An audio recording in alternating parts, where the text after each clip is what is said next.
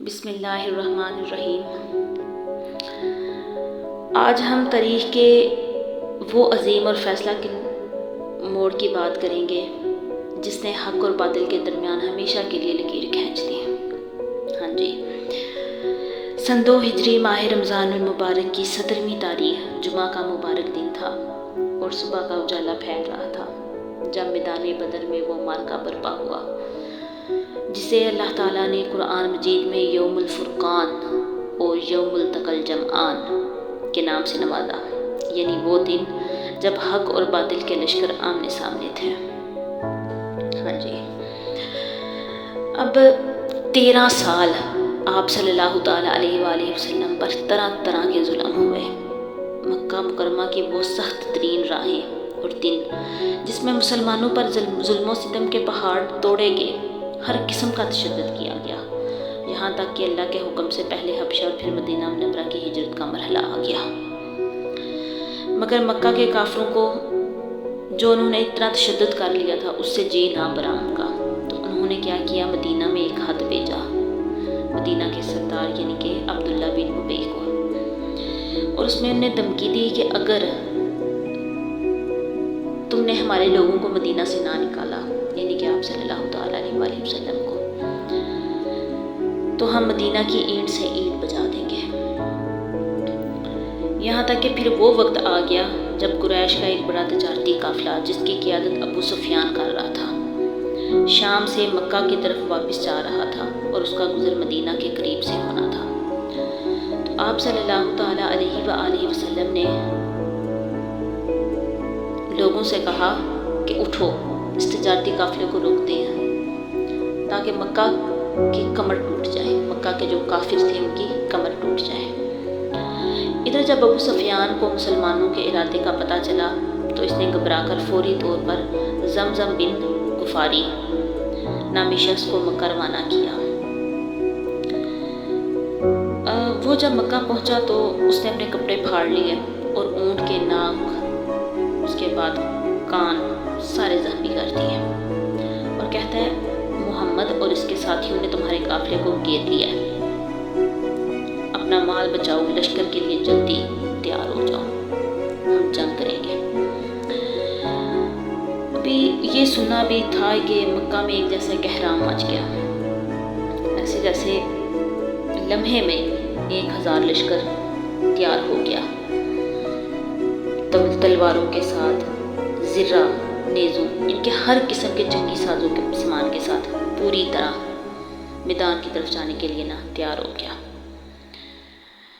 اور دوسری طرف آپ صلی اللہ تعالیٰ علیہ وآلہ وسلم کے چچا حضرت عباس، وہ بھی مسلمان نہیں تھے ہوئے، ان کے پاس آپ صلی اللہ تعالیٰ علیہ وآلہ وسلم کی پھوپھی عاتقہ اور عباس کی بہن آئی، کہتی ہیں میں آپ سے ایک بات کرتی ہوں لیکن آپ اس کا ذکر کسی اور سے نہ کیجیے گا۔ کہتے ہیں ہاں جی بہنا بولیں۔ انہوں نے کہا کہ میں نے خواب میں دیکھا ہے ایک اونٹ سوار کو، وہ اونٹ پہ سوار ہے اور زور زور سے اعلان کر رہا ہے کہ 3 دن کے اندر اندر اپنی ان جگہوں پہ چلے جاؤ، یعنی کہ ان موت گاہوں کی طرف چلے جاؤ جہاں تمہیں مارے جانا ہے۔ کہتے ہیں پھر تھوڑی دیر میں دیکھتی ہوں کہ وہی جو تھا اونٹ سوار وہ جبل ابی قبیس کی چوٹی پر کھڑا ہے اور اس نے ایک چٹان نیچے پھینکی ہے، اور وہ چٹان جو ہے نا جب وہ ٹوٹتی ہے نا تو وہ ہر گھر میں گرتی ہے، کیونکہ کوئی گھر اس چٹان سے محفوظ نہیں رہ پاتا۔ اب اشارہ اس بات کی طرف بھی تھا کہ یعنی کہ ہر گھر سے ایک ایک فرد مارا جائے گا، یعنی کہ کوئی نہ کوئی مارا جائے گا۔ لیکن پھر کیا ہوتا ہے کہ یہ بات راز میں نہیں رہتی، عباس سے پہنچتی لوگوں تک پہنچتی ابو جہل تک پہنچ جاتی ہے۔ ابو جہل کیا کہتا ہے کہ عباس یہ کیا ہے، یہ آپ کے خاندان میں کب سے نبوت کے دعوے ہونے لگے ہیں؟ وہ کہتا ہے کس طرح کے نبوت کے دعوے؟ انہوں نے کہا پہلے آپ کے خاندان کے مرد جو ہیں وہ نبوت کے دعوے کر چکے ہیں، اور اب عورتیں بھی نبوت کے دعوے کرنے لگ گئی ہیں۔ اس نے کہا کہ میں 3 دن دیکھتا ہوں، 3 دن اگر یہ بات سچ نہ نکلی تو ہم سب نہ اعلان کر دیں گے کہ اس خاندان سے بڑھ کر جھوٹا ہے ہی کوئی نہیں۔ ادھر ابو جہل جو غرور اور تکبر کے ساتھ اس لشکر کو لے کر یہاں سے چل پڑا ہوا تھا، یہ سوچ کر کہ آج وہ مسلمانوں کا نام و نشان اس دنیا سے مٹا کر رکھ دے گا۔ ادھر جب مکہ میں احرام، پھر کیا ہوا کہ جب مکہ سے وہ جو قافلہ تھا وہ چل پڑا، لیکن ادھر سے ابو سفیان جو تھا وہ اپنی ذہانت کے باعث ادھر سے نکل پڑا، ادھر سے محفوظ طریقے سے۔ اس نے کیا کیا کہ پیغام بھیجا کہ لشکر واپس ہو جائے، اب ضرورت نہیں ہے، ہم بچ گئے ہیں۔ لیکن ابو جہل نے کیا کہا؟ ابو جہل نے کہا کہ اب تو یہ واپس نہیں جائے گا، اب جو مرضی ہو جائے، آج تو مسلمانوں کا ختم کر کے چھوڑوں گا میں۔ یہاں تک کہ کچھ لوگوں نے اسے سمجھانے کی کوشش بھی کی، اس نے کہا اس حوالے سے میرے سے بات بھی نہ کرنا۔ ادھر بدر کے پاس، مقام بدر کے پاس ایک بازار تھا، اس نے کہا ادھر میلہ لگاؤں گا 3 دن، شرابیں سر عام ہوں گی، پی جائیں گی، سب کچھ ہوگا، ادھر جنگ کروں گا میں۔ اور ادھر آپ صلی اللہ تعالیٰ علیہ وآلہ وسلم نے جو آپ ایک چھوٹا سا لشکر لے کے چل رہے تھے، 313 افراد کا تھا، جن میں یہی کوئی 70 مہاجر تھے اور باقی انصار تھے، لیکن ٹوٹل ملا کے وہ 313 کا بنتا تھا۔ آپ نے ایک دفعہ چیک کیا کہ اس میں کون کون ہے، تو آپ نے اس میں 9 عمر لوگ بھی تھے چھوٹے، تو آپ نے انہیں واپس بھیج دیا۔ آپ نے کہا کہ آپ تو نہیں آ سکتے، آپ گھر چلے جاؤ۔ پھر کیا ہوا کہ انہیں میں سے حضرت سعد بن ابی وقاص کے چھوٹے بھائی تھے عمیر بن ابی وقاص، انہوں نے بڑا آپ صلی اللہ علیہ وسلم سے کیا کہ آپ اے اللہ کے رسول مجھے جانے دیں، میں جانا چاہتا ہوں۔ انہوں نے جس طرح درخواست کی تو آپ صلی اللہ تعالیٰ علیہ وآلہ وسلم مان گئے، تو وہ بھی ساتھ چل پڑے۔ لیکن یہ قافلہ پہلے تو ایک جنگ کے لیے تو چل ہی نہیں تھا رہا، ویسے چل پڑے، لیکن جب آگے پتہ چلا کہ آگے تو ایک لشکر جرار پورا 1000 کا آ رہا ہے، تو آپ صلی اللہ تعالیٰ علیہ وآلہ وسلم سوچ میں پڑ گئے۔ آپ نے اکٹھا کیا سب کو اور کہا کہ مجھے مشورہ دو، اور سب سے پہلے حضرت ابو بکر صدیق جو آپ کے یار کار تھے، ہر مرحلے پہ جو پہلے آنے والے تھے وہ اٹھے۔ انہوں نے کہا آپ صلی اللہ تعالیٰ علیہ وآلہ وسلم، اللہ کے رسول آپ جہاں کہیں گے، جس طرف کہیں گے، ہم آپ کے پیچھے ہیں۔ اس کے بعد آپ نے پھر کہا کہ مجھے مشورہ دو۔ اس کے بعد حضرت عمر فاروق اٹھے۔ آپ صلی اللہ علیہ وسلم نے کہا کہ آپ صلی اللہ تعالیٰ علیہ وآلہ وسلم آپ جہاں کہیں گے ہم آپ کے پیچھے ہیں۔ آپ نے پھر کہا مجھے مشورہ دو۔ اس کے بعد حضرت مقداد اٹھے، انہوں نے کہا اے اللہ کے رسول آپ چلیں، ہم آپ کے پیچھے ہیں، لیکن اللہ کے رسول اللہ کی قسم ہم کبھی وہ الفاظ نہیں بولیں گے جو موسیٰ کو اس کی قوم نے بولے تھے۔ اب حضرت موسیٰ کو ان کی قوم نے کہا تھا کہ جب جنگ کا وقت ہوا تو انہوں نے کہا کہ موسیٰ تم اور تمہارا خدا جا کے لڑو، ہم تو یہی رہیں گے۔ تو حضرت مقداد انہوں نے کہا تھا کہ اللہ کی قسم ہم کبھی وہ الفاظ نہیں بولیں گے۔ لیکن آپ صلی اللہ تعالیٰ علیہ وسلم پھر کہتے ہیں کہ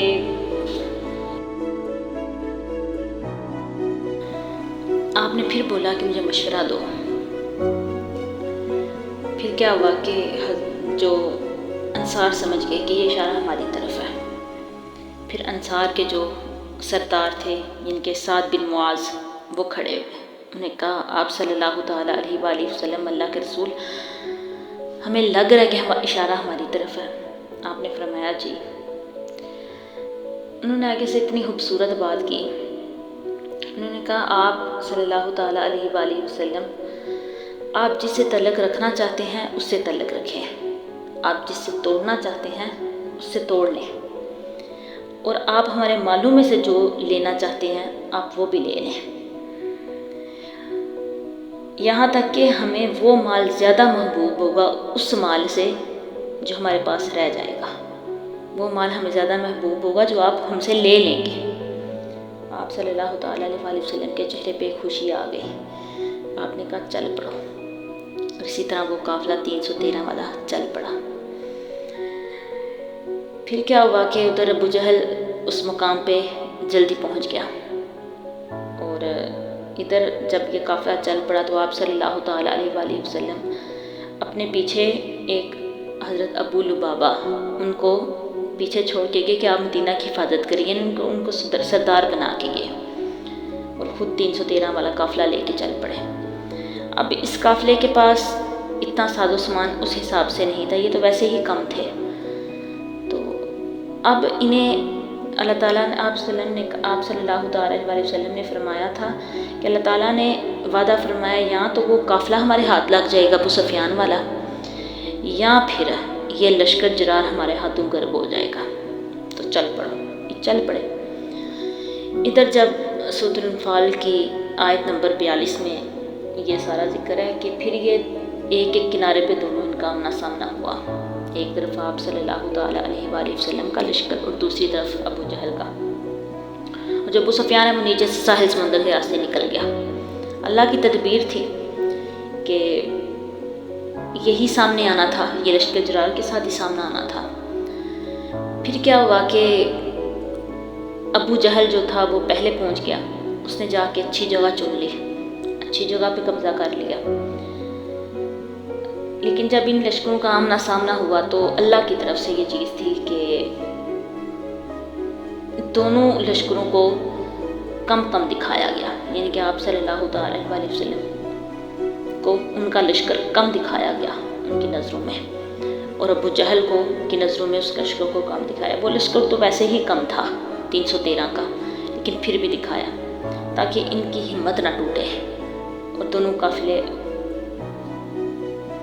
تو پھر کیا ہوا، چل پڑے۔ تو ابو جہل نے اچھی زمین لے لی اور اچھے کنووں پہ جن میں پانی زیادہ تھا ان پہ قبضہ کر لیا۔ ادھر جو تھا آپ صلی اللہ تعالیٰ علیہ وسلم کے قافلے کو جو جگہ ملی وہ ریگستان، ریت والی، وہ جو کنویں تھے اس میں اتنا پانی بھی نہیں تھا کہ لوگوں کو پورا آ سکیں۔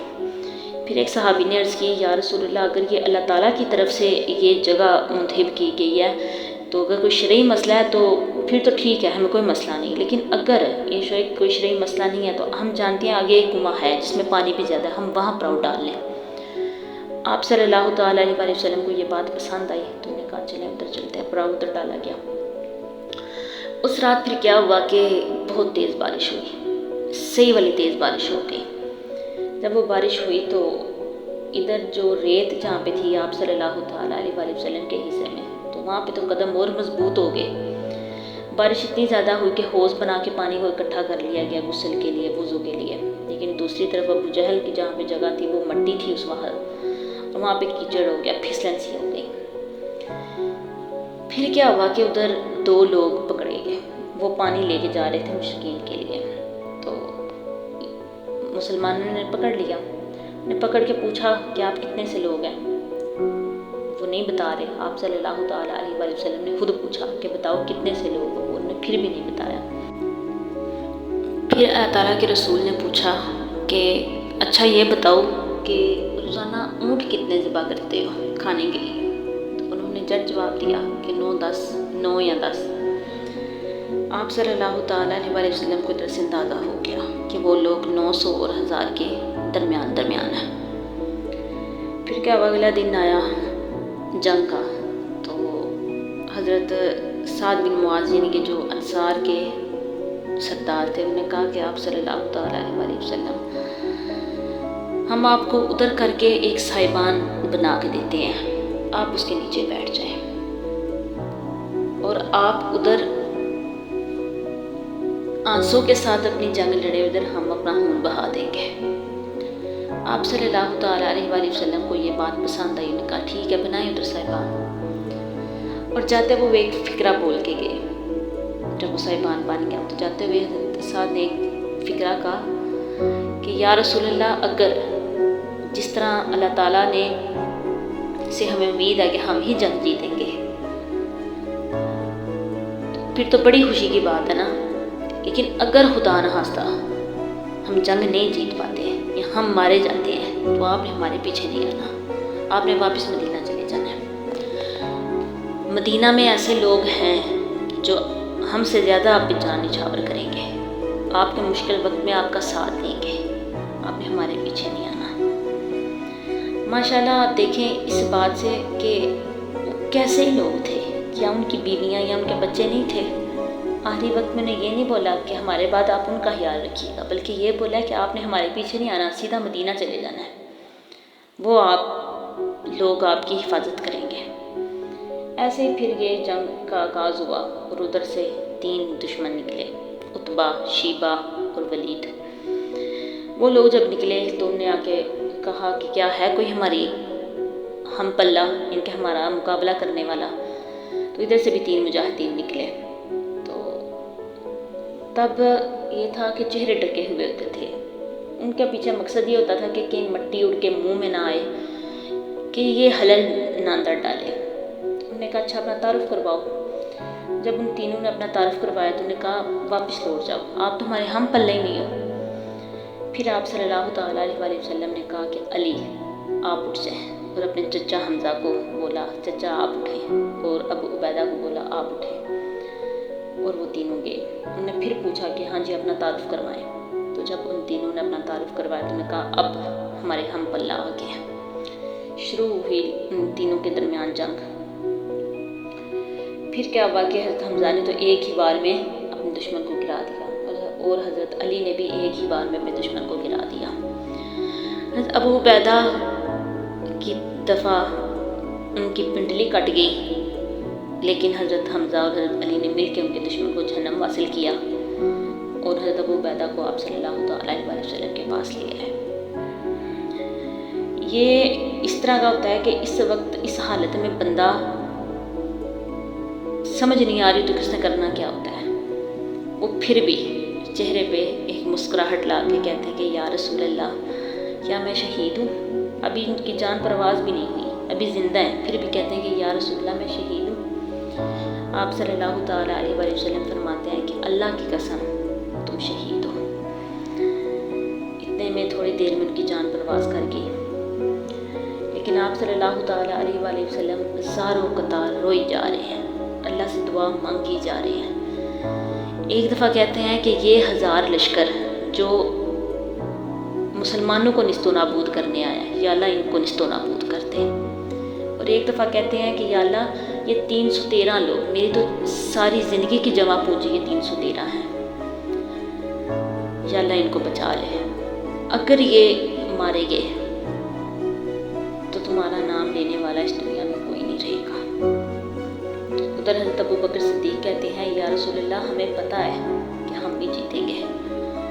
آپ صلی اللہ تعالیٰ علیہ وسلم فرماتے ہیں کہ آپ کو کیسے پتہ؟ وہ کہتے ہیں کہ ہمیں پتہ ہے جب یہ ہاتھ اٹھتے ہیں تو یہ حالی کبھی نہیں لوٹتے، نہ ہی کبھی اللہ جی انہیں حالی لٹائیں گے۔ اتنے میں آپ صلی اللہ تعالیٰ علیہ وسلم کہتے ہیں کہ ابو بکر خوشخبری ہے، ہم ہی یہ جنگ جیت لیں گے۔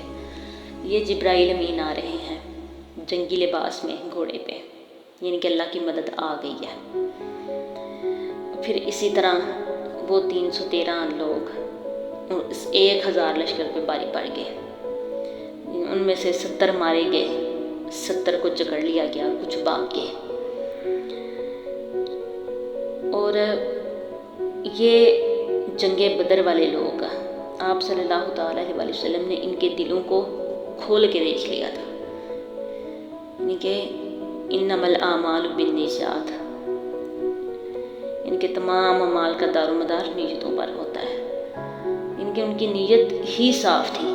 تو آپ صلی اللہ تعالیٰ علیہ وسلم نے فرمایا کہ اللہ نے ان سب کو قیامت تک کے لیے معاف کر دیا، یہ جو مرضی کرے اللہ نے ان کو ہمیشہ کے لیے معاف کر دیا۔